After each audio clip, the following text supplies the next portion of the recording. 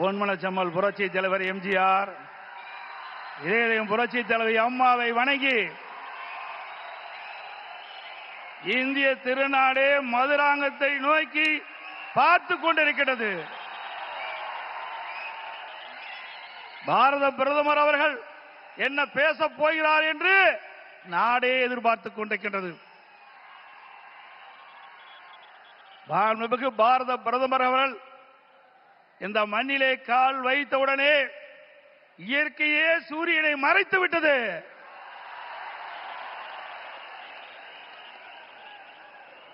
எங்கே பார்த்தாலும் மக்கள் வெள்ளம், மக்கள் கடல் போல் காட்சியளிக்கின்றார்கள்.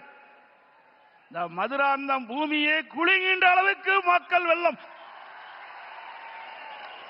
இதுவே நடைபெறுகின்ற சட்டமன்ற தேர்தலிலே வெற்றிக்கு சான்று. இந்த அற்புதமான நிகழ்ச்சியிலே தேசிய ஜனநாயக கூட்டணி வெற்றி பெறுவதற்கு அடித்தளம் அமைப்பதற்கு முதலாக தேர்தல் பிரச்சார கூட்ட நிகழ்ச்சியிலே கலந்து கொள்வதற்கு வருகை தந்து உரையாற்றிருக்கின்ற மதிப்புக்கும் மரியாதைக்கும் போற்றலுக்குரிய பாரத பிரதமர் மாண்புமிகு நரேந்திர மோடி அவர்களே, நிகழ்ச்சியிலே பங்கு பெற்றிருக்கின்ற மத்திய அமைச்சர் மரியாதைக்குரிய திரு பியூஷ் கோயல் அவர்களே, தமிழகத்தினுடைய மாநில பாரதிய ஜனதா தலைவர் முன்னாள் அமைச்சர் சகோதரர் திரு நயினார் நாகேந்திரன் எம்எல்ஏ அவர்களே, மத்திய இணை அமைச்சர் அருமைச்சகோதரர் திரு எஸ் முருகன் அவர்களே, பாட்டாளி மக்கள் கட்சியுடைய தலைவர் முன்னாள் மத்திய அமைச்சர் அருமைச்சகோதரர் டாக்டர் அன்புமணி அவர்களே, அம்மா மக்கள் முன்னேற்ற கழகத்தினுடைய பொதுச் செயலாளர் மதிப்புக்கும் மரியாதைக்கும் உரிய சகோதரர் திரு டிடிவி தினகரன் அவர்களே, தமிழ் மாநில காங்கிரஸ் தலைவர் முன்னாள் மத்திய அமைச்சர் மரியாதைக்கு திரு ஜே கே வாசன் அவர்களே, புரட்சி பாரதிய தலைவர் திரு பூவை ஜெகன்மூர்த்தி எம்எல்ஏ அவர்களே, மரியாதைக்குரிய புதிய நீதி கட்சி தலைவர் திரு ஏசி சண்முகம் அவர்களே, இந்திய ஜனநாயக கட்சியுடைய தலைவர் திரு பாரிவேந்தர் அவர்களே, தமிழக மக்கள் முன்னேற்ற கழக நிறுவனர் தலைவர் திரு ஜான் பாண்டியன் அவர்களே, பெருந்தலைவர் மக்கள் கட்சியுடைய தலைவர் திரு என்ஆர் தனபாலன் அவர்களே, முன்னாள் ஆளுநர் திரு தமிழிசை சவுந்தரராஜன் அவர்களே, முன்னாள் பாரதிய ஜனதா தலைவர் சகோதரர் திரு அண்ணாமலை அவர்களே, மற்றும் மேடையிலே வீற்றிருக்கின்ற கூட்டணி கட்சியினுடைய தலைவர்களே, நிர்வாகிகளே, மேடையிலே வீற்றிருக்கின்ற அனைத்து இந்திய அண்ணா திராவிட முன்னேற்ற கழகத்தினுடைய தலைமை கழக நிர்வாகிகளே, மாவட்ட கழக செயலாளர்களே, நாடாளுமன்ற உறுப்பினர்களே, சட்டமன்ற உறுப்பினர்களே, வாரி சிறப்பித்துக் கொண்டிருக்கின்ற தேசிய ஜனநாயக கூட்டணியில் அங்க வைக்கின்ற கட்சியினுடைய தலைவர்களே, நிர்வாகிகளே, தொண்டர்களே, பெரியவர்களே, தாய்மார்களே, ஊடக நண்பர்களே, பத்திரிகை நண்பர்களே, கழக உடன்பிறப்புகளே, அத்தனை பேருக்கும் என்னுடைய முதற்கண் வணக்கத்தை உரித்தாக்குகின்றேன்.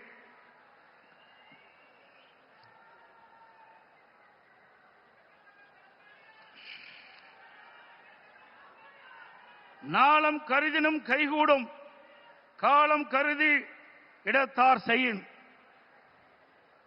உரிய காலத்தையும் இடத்தையும் தேர்ந்தெடுத்து செயல்பட்டால் உலகத்தையே கையில் அடக்கலாம் என்பது இதனுடைய பொருள்.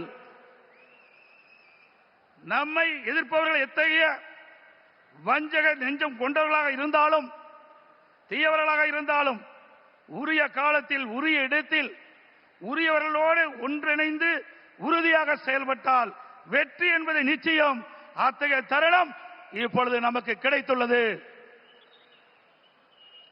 இன்றைக்கு திராவிட முன்னேற்ற கழகம் ஆட்சி பொறுப்பேற்று 4.25 ஆண்டுகள் ஆகிவிட்டன. 4.25 ஆண்டு காலத்திலே மக்களுக்கு இந்த ஆட்சி கொடுத்தது வேதனை, துன்பம். எல்லா துறைகளிலும் ஊழல், ஊழல் இல்லாத துறையே கிடையாது. மக்களை வாட்டி வதைக்கின்ற அரசாங்கம் தேவையா? சொல்லுங்க, தேவையா?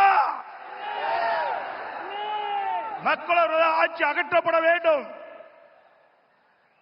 ஒரு குடும்பம் வாழ 8 கோடி மக்களை சுரண்டுவது நியாயமா? இன்றைக்கு தமிழகத்தை திரு கருணாநிதியுடைய குடும்பம்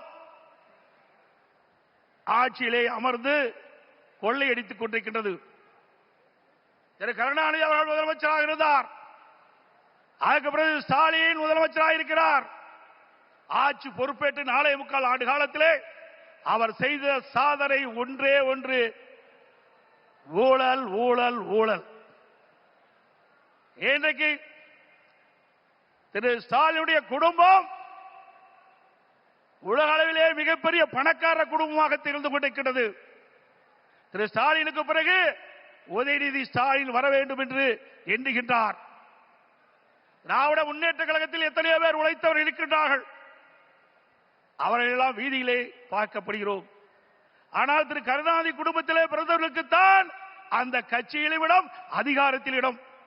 அந்த அடிப்படையிலே தான் எந்த ஒரு தகுதியும் இல்லாத திரு உதயநிதி அவர்களுக்கு முதலிலே சட்டமன்ற உறுப்பினர் ஆக்கினார், பிறகு அமைச்சராக்கினார், இப்பொழுது துணை முதலமைச்சராக்கி இருக்கின்றார்.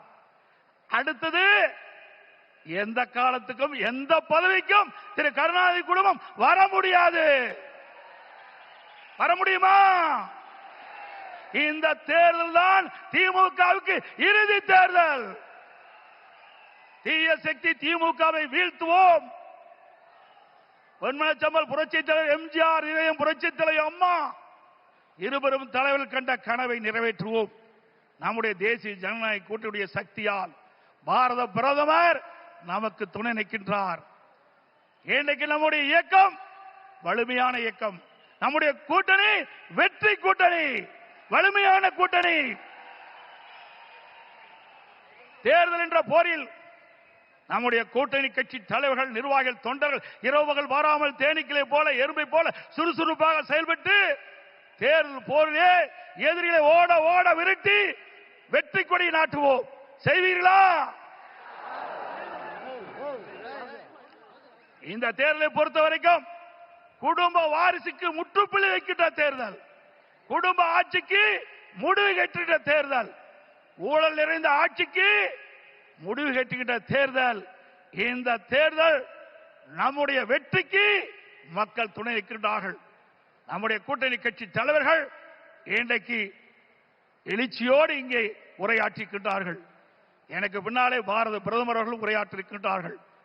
ஆக நம்முடைய கூட்டணி இந்த தேர்தலிலே 210 இடங்களிலே வெல்லும்,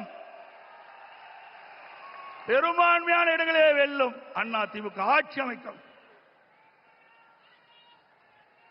அதோடு திரு ஸ்டாலின் சொல்லுகிறார், இன்றைக்கு மத்தியிலே தமிழகத்துக்கு எந்த திட்டமும் கிடைக்கவில்லை என்ற ஒரு தவறான தகவலை சொல்லிக் கொண்டிருக்கின்றார். சிந்தித்து பார்க்க வேண்டும். அனைத்து இந்திய அண்ணா திராவிட முன்னேற்ற கழக ஆட்சியிலே தான் மத்தியிலே பல திட்டங்களை நாம் பெற்றோம். நாம் கேட்ட நிதியை கொடுத்தார்கள், கேட்ட திட்டத்தை கொடுத்தார்கள். தமிழகம் முழுவதும் இருக்கின்ற பல்வேறு ரயில்வே கடவுகளிலே உயர்மட்ட பாலம் வேண்டும் கேட்டோம். அதிகமான பாலத்தை கொடுத்தது மத்திய அரசு. அதே போல தேசிய நெடுஞ்சாலைகள், தமிழகத்தில் இருக்கின்ற போக்குவரத்து நெரிசலை குறைப்பதற்கு பல்வேறு தேசிய நெடுஞ்சாலைகளை வழங்கினார்கள். அது மட்டுமல்ல, சென்னை மாநகரத்தில் அதிகமான போக்குவரத்து நெரிசல் இருக்கின்ற காரணத்தினாலே மெட்ரோ ரயில் திட்டம் கட்டம் 2 அதற்கு அனுமதி கொடுக்கப்பட்டு சுமார் 63,000 கோடி ஒரே திட்டத்திற்கு அனுமதி வழங்கி அந்த திட்டத்தை மத்திய அமைச்சர்களே நேரடியாக வந்து அடிக்கல் நாட்டி சாதனை படைத்தோம். இதெல்லாம் மத்திய அரசாங்கம் கொடுக்கப்பட்ட திட்டம் அல்லவா? அதற்கு மேலாக காவிரி மேட்டூர் அணையிலிருந்து திறக்கப்படுகின்ற நீர் காவிரி நதியின் வழியாக கடலிலே போய் கலக்கின்றது. அப்படி அந்த நதி நீர் மாசுபடாமல் இருப்பதற்காக பாரத பிரதமர் அவர்களை நான் சந்தித்து, முதலமைச்சர் இருக்கின்ற பொழுது அவரை சந்தித்து இந்த கோரிக்கை வைத்தேன்.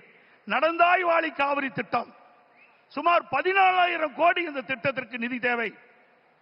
கொடுத்த உடனே அவர் பார்த்தார், அற்புதமான திட்டம், இந்த திட்டத்தை நிச்சயமாக நிறைவேற்றி தருவேன் என்று சொல்லி மேதக குடியரசுத் தலைவர் உரையிலே இடம்பெற செய்து கடந்த 2024ஆம் ஆண்டு அதற்கு அனுமதி கொடுக்கப்பட்டது. ஆனால் இந்த அரசு முடக்கி வைத்திருக்கின்றது. உண்மையிலேயே இந்த அரசு மக்கள் மீது அக்கறை இருந்தால் மத்திய அரசு அனுமதி கொடுக்கப்பட்ட திட்டத்தை நிறைவேற்ற மனமில்லை. சிந்தித்து பாருங்கள். 14,000 கோடி, 1000 2000 இல்ல 14,000 கோடி நம்முடைய தமிழ்நாடு நலன் பெறுவதற்காக மத்திய அரசு அனுமதித்தது. பாரத பிரதமர் அவர்கள் மனமுகந்து கொடுத்த அந்த திட்டம், அந்த திட்டத்தின் மூலமாக காவிரி நதியிலே கரை ஓரமாக இருக்கின்ற கழிவு நீர்கள் அந்த நதியிலே கலக்கின்ற பொழுது நீர் மாசுபடுகிறது. அந்த நீர் மாசுபடாமல் இருப்பதற்கு அதை சுத்தகரித்து நதியிலே விடுகின்ற திட்டம் தான் இந்த திட்டம். மேட்டூர் அணையிலிருந்து வெளியேறிய நீர், பவானி சாகர் அணையிலிருந்து வெளியேறுகின்ற நீர், நொய்யிலிருந்து வெளியேறுகின்ற நீர், அமராவதி அணையிலிருந்து வெளியேறுகின்ற நீர், இந்த நீரெல்லாம் சுத்தப்படுத்தி அங்கே நதியிலே விடுகின்ற பொழுது காவிரி நதியிலே வந்து கலக்கின்ற பொழுது சுத்தமான நீராக இருக்கும். தமிழ்நாட்டை பொறுத்த வரைக்கும் காவிரி நதிதான் ஜீவநதி. அந்த நதியை நம்பித்தான் 20 மாவட்ட மக்கள் குடிநீர் ஆதாரமாக விலகிக் கொண்டிருக்கிறது. டெல்டா பாசன விவசாயிகளுக்கு ஒரு நல்ல நீர் பயிர்களுக்கு பாய்ச்சுகின்ற பொழுது எந்த நோயும் தாக்கப்படாது. அப்படிப்பட்ட அற்புதமான திட்டத்தை நமக்கு வழங்கினார். அரசியல் காழ்ப்புணர்ச்சியின் காரணமாக அந்த திட்டத்தை நிறுத்தி வைத்திருக்கின்றார்கள். மீண்டும் உங்கள் ஆதரவோடு தேசிய ஜனநாயக கூட்டணி அதிக இடங்களே வெற்றி பெற்று நம்முடைய கூட்டணி அண்ணா திமுக ஆட்சி அமைக்கின்ற பொழுது பாரத பிரதமருடைய ஆசியால் இந்த திட்டம் நிறைவேறும். அதே போல ஒரே ஆண்டில் நாம் வைத்த கோரிக்கை 11 அரசு மருத்துவக் கல்லூரி மருத்துவமனை கொடுக்கப்பட்டது. இந்திய வரலாற்றிலேயே ஒரு மாநில அரசுக்கு ஒரே ஆண்டில் 11 அரசு மருத்துவக் கல்லூரி மருத்துவமனை கொடுத்த வரலாறு கிடையாது. அந்த வரலாற்றையும் பாரத பிரதமர் திரு நரேந்திர மோடி அவர்கள் நமக்காக வழங்கினார். அதனால் நம்முடைய மாணவர்கள் அதிக இடங்களிலே மருத்துவர்களாக சேர்ந்து படிக்கக்கூடிய வாய்ப்பை பெற்றிருக்கின்றார்கள். இதையெல்லாம் சாதனை. இன்னும் பல திட்டங்கள் மத்தியில் இருந்து நமக்கு கிடைக்கப்பட்டன. அனைத்து இந்திய அண்ணா திராவிட முன்னேற்ற கழக அரசு இருக்கின்ற பொழுது மத்திய அரசோடு இணக்கமாக இருந்தோம். கேட்ட திட்டத்தை கொடுத்தார்கள், கேட்ட நிதியை கொடுத்தார்கள். தமிழகம் வளர்ச்சி பெற்றது. இன்றைக்கு இருக்கின்ற ஆட்சியாளர்கள் வேண்டுமென்றே திட்டமிட்டு மத்தியிலே குறை சொல்லி இன்றைக்கு லஞ்ச லாவணியத்திலே இந்த அரசு திளைத்துக் கொண்டிருக்கின்றதை நேரத்திலே சுட்டிக்காட்டி அதோடு எண்ணிய இன்னியாங்கு எய்து எண்ணியார் இன்னியரா பெரிய ஒரு செயலை செய்து முடிக்க எண்ணுபவர் மிக உறுதியுடன் இருந்தால் அவர் நினைத்தபடியே அந்த செயலை செய்து முடிப்பார் என்ற குரலுக்கு மிக பொருத்தமானவர் நமது பாரத பிரதமர் நரேந்திர மோடி அவர்கள். இன்னைக்கு உலகமே பாராட்டுகின்ற அளவிற்கு இந்திய நாட்டுக்கு பெருமை சேர்த்தவர் பாரத பிரதமர் அவர்கள். கொரோனா காலம், இன்னைக்கு இந்த கொரோனா காலத்திலே அந்த வைரஸ் நோயால் இன்றைக்கு வல்லரசு நாட்டில் கூட மக்களை காப்பாற்ற முடியவில்லை. அந்த காலகட்டத்தில் விலை மதிக்க முடியாத உயிரை காப்பாற்றுவதற்கு அவர் எடுத்த நடவடிக்கையினால் லட்சக்கணக்கான மக்கள் உயிர் பிழைத்தார்கள். அந்த நோய் எப்படி தாக்கும், எப்படி வரும், அதற்கு என்ன சிகிச்சை அளிக்க முடியும், அதற்கு என்ன மருந்து என்று கண்டுபிடிக்க முடியாத சூழ்நிலை கூட தன்னுடைய திறமையால் ஆற்றால் அதற்கு சிகிச்சை அளிப்பதற்கு உரிய மருந்தை கண்டுபிடித்து உரிய சிகிச்சை அளித்து விலை மதிக்க முடியாத உயிர்களை காப்பாற்றிய மா மனிதர் பாரத பிரதமர் நரேந்திர மோடி அவர்கள். இந்திய நாட்டு மக்கள் மட்டுமல்ல, வெளிநாட்டில் இருக்கின்ற மக்களுக்கும் அந்த உயிர்களை காப்பாற்றுவதற்கு விலையில்லா மருந்துகளை கொடுத்து காப்பாற்றிய மனித நேயம் படைத்த தலைவர் பாரத பிரதமர் நரேந்திர மோடி அவர்கள் என்பதை இந்த நேரத்தில் சுட்டிக்காட்டி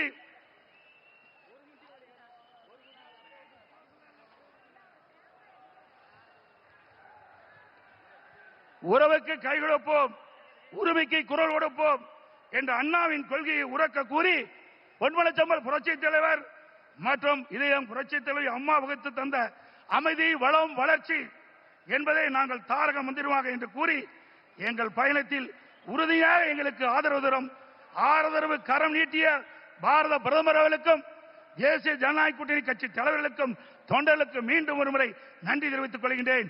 மக்களை காப்போம், தமிழகத்தை மீட்போம். By by Stalin. நன்றி, வணக்கம்.